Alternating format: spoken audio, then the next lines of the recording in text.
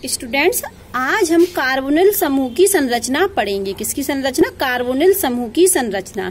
ये होता है कार्बोनिल ग्रुप। इसमें कार्बोनिल समूह में जो कार्बन परमाणु होता है वो sp2 संकरण होता है। इस कार्बन परमाणु पर कौन सा संकरण होता है? sp2 संकरण। ठीक है।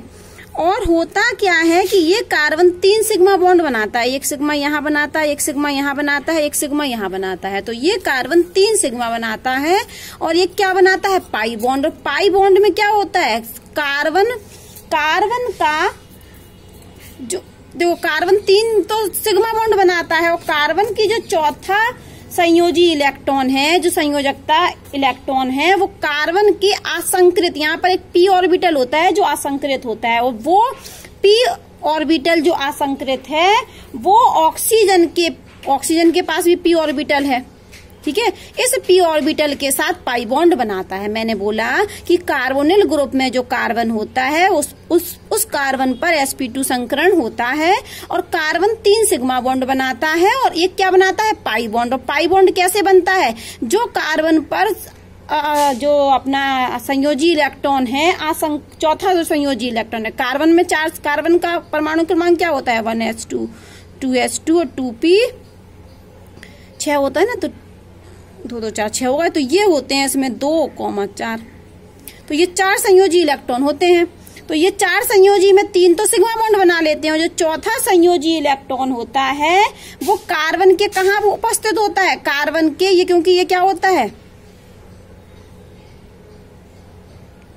अगर हम इसको इस तरीके से बनाएं संकरण में तो ये 1s2 तो ऐसा ही रहता है, ये 2s में, और ये एक तो कहाँ चले जाते हैं इसके उत्तेजित अवस्था में, यहाँ से ये होता है 2s और 2p। तो 1 2 3 ने तो क्या कर लिया?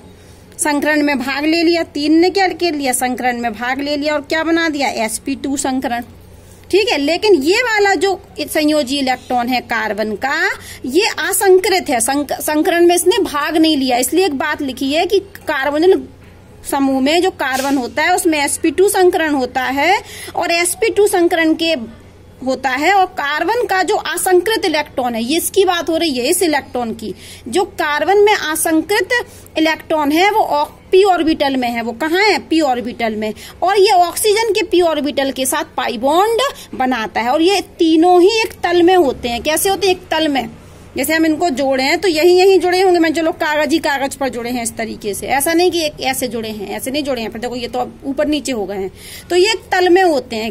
sp2 संकरण होता है तो इनकी आकृति कैसी होती है? प्लेनर।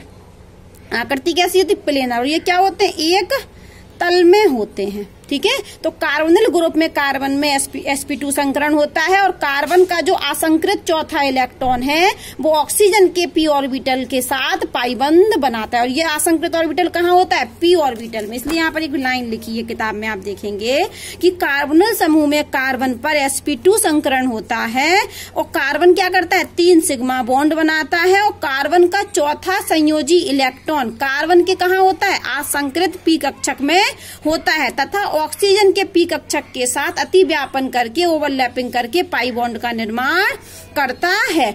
और यहाँ पर इनके बीच में जो बंध होता है, ये आकृति कैसी है? प्लेनर। और ये बंध कैसा होता है? 120। ये वाला बंध भी 120, इन दोनों के मध्य का भी 120 और इन दोनों के मध्य का भी 120 होता है। तो एंगल कितना होता है इन सब में? 120 120। ठीक है। अब यहाँ पर यदि इसमें आप जानते हो कि O की इलेक्ट्रोनेगेटिविटी क्या होती है? ज्यादा। तो O क्या करेगा? इन पाई इलेक्ट्रॉनों को अपनी तरफ खींच लेगा तो O पर क्या आ जाएगा? माइनस चार्ज, और कार्बन पर क्या आ जाएगा? प्लस। तो ये इस प्रकार की कार्बोनिल समूह में अनुनाद संरचना बन सकती है। तो आज हमें पढ़ना है रासायनिक अभिक्रियाएं। क्या पढ़नी है? रासायनिक अभिक्रियाएं। और जो एल्डिहाइड और कीटोन होते हैं इनमें न्यूक्लियोफिलिक सब्स्टिट्यूशन नहीं होता है। नाभिक रागी योगज अभिक्रिया। योगज मतलब योग होता है। किसका योग होता है? नाभिक रागी का। तो थोड़ा सा हमने स्ट्रक्चर बताया। इसके बाद हम पढ़ने वाले हैं एल्डिहाइड और कीटोनों की रासायनिक अभिक्रियाएं। और पहली रासायनिक अभिक्रिया है नाभिक रागी योगज। योगज मतलब योग। किसका योग? नाभिक रागी का, और नाभिक रागी आप जानते हैं ये होता था न्यूक्लियोफाइल हमारा। न्यूक्लियोफाइल वो स्पीसीज होती है इसमें इलेक्ट्रॉन की क्या होती है, अधिकता। तो आज हमें कार्बोनिल ग्रुप में, कार्बोनिल ग्रुप मतलब एल्डिहाइड और कीटोन में नाभिक रागी यौगिक अभिक्रियाएं पढ़नी है। अब यहाँ से देखिए आप किताब से, ये तो होता है कार्बोनिल ग्रुप की स्ट्रक्चर, ठीक है। एक तल में होता है समतलीय, प्लेनर, जिसको मैंने प्लेनर बोला था वो समतलीय होता है। तो न्यूक्लियोफाइल अटैक करता है, क्या होता है कि ये पाई इलेक्ट्रॉनों को अपनी तरफ खींचेगा, तो ओ पर पार्शली नेगेटिव चार्ज और कार्बन पर पार्शली पॉजिटिव चार्ज। तो कार्बन पर क्या है, इलेक्ट्रॉनों की कमी है, तो कार्बन को चाहिए इलेक्ट्रॉन। और न्यूक्लियोफाइल कैसी स्पीसीज होती है, इलेक्ट्रॉन रिच, तो न्यूक्लियोफाइल इस कार्बन को इलेक्ट्रॉन देगा। और ये न्यूक्लियोफाइल या तो तल के ऊपर, मान के चलो ये तल है, एक तल है, तो ये न्यूक्लियोफाइल आएगा तो या तो तल के ऊपर या तल के नीचे जुड़ जाएगा। ये देखिए तल था और न्यूक्लियोफाइल आके कहाँ जुड़ गया, ऊपर, ये देखो ऊपर जुड़ गया। और जैसे ही ये ऊपर जुड़ा, न्यूक्लियोफाइल जैसे ही जुड़ा, तो जो स्ट्रक्चर होता है, मान लो कि ये न्यूक्लियोफाइल जुड़ गया, तो जो जैसे ही जुड़ा, तो पहले तो इस कार्बन पर होता है sp2 संकरण, और जैसे ही वो जुड़ गया, अभी इस कार्बन पर कौन सा संकरण है, sp2, और जैसे ही न्यूक्लियोफाइल तल के ऊपर या नीचे जुड़ता है तो इस कार्बन पर संकरण हो जाता है sp3। और जब sp2 संकरण है कार्बन पर, न्यूक्लियोफाइल अटैक नहीं हुआ, नहीं जुड़ा, तो आकृति कैसी है, समतलीय। और जैसे ही न्यूक्लियोफाइल आकर तल के ऊपर या नीचे जुड़ गया तो कार्बन का संकरण भी चेंज हो गया और आकृति भी चेंज हो गई। कैसी हो गई, समतलीय।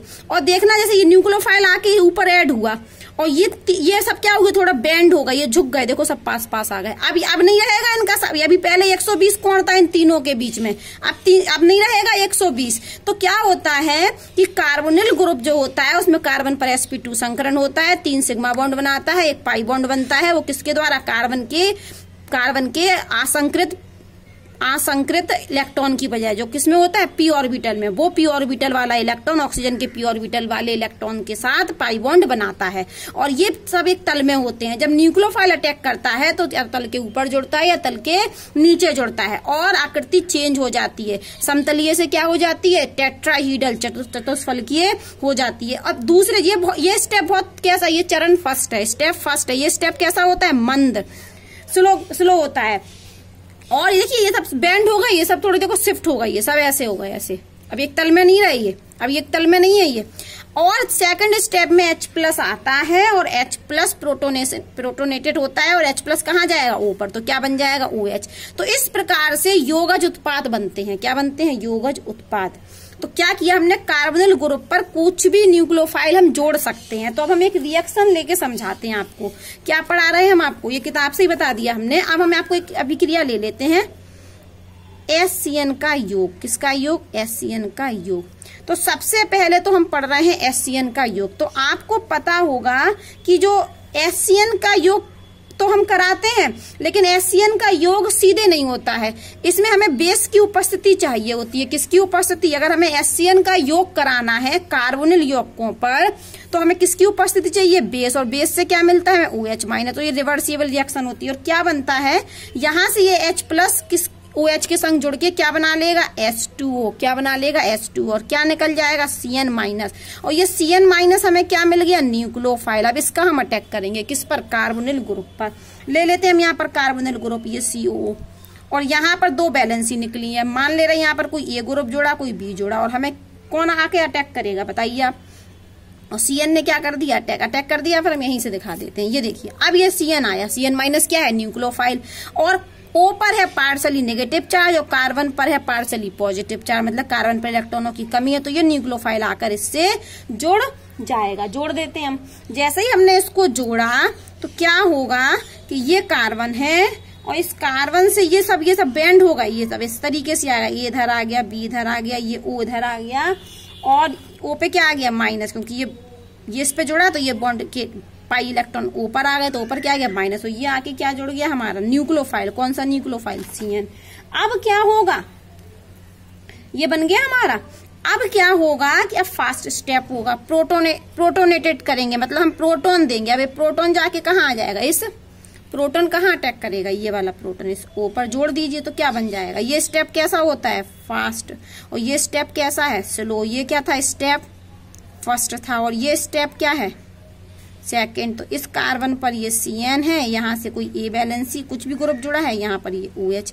इस प्रकार से हमारा HCN का योग होता है। देखिए आप किताब में दिया है हाइड्रोसाइनाइड का संयोजन योग। तो सबसे पहले हाइड्रोसाइनाइड क्या होगा, कैसे योग होगा, बेस की उपस्थिति में। तो बेस से क्या मिल जाएगा, OH, तो क्या बन जाएगा CN माइनस, और CN माइनस बना मतलब न्यूक्लियोफाइल। और यहाँ पर हमने एक कार्बोनिल ग्रुप ले लिया, CN ने क्या किया, इस कार्बन पर अटैक किया और ये पाई इलेक्ट्रॉन यहाँ शिफ्ट हो गए। तो ऊपर क्या आ गया, माइनस चार्ज। और ये CN आके देखो, ये देखो दो बैलेंसी जैसे की तैसी लगी है, कार्बन का कार्बन है और O पर माइनस आ गया, ये पाई इलेक्ट्रॉन यहाँ शिफ्ट हुए और कार्बन से बंध बनाकर क्या जुड़ गया, CN, और हमने उसको क्या दे दिया, प्रोटॉन। तो प्रोटॉन दिया तो प्रोटॉन कहाँ जाएगा, O के साथ। तो क्या हो गया, ये कार्बन का कार्बन रहा, दो बैलेंसी यहाँ कुछ भी हो सकती थी, हमने A भी मान लिया था। और ये क्या जुड़ गया, एक CN ग्रुप जुड़ गया, एक OH जुड़ गया, ऊपर नीचे कर दिया, CN को ऊपर कर दिया, OH को नीचे कर दिया। और इस योगज उत्पाद को हम साइनोहाइड्रिन के नाम से जानते हैं। इस योगज उत्पाद को हम साइनोहाइड्रिन के नाम से जानते हैं। तो इस प्रकार से ये हमारी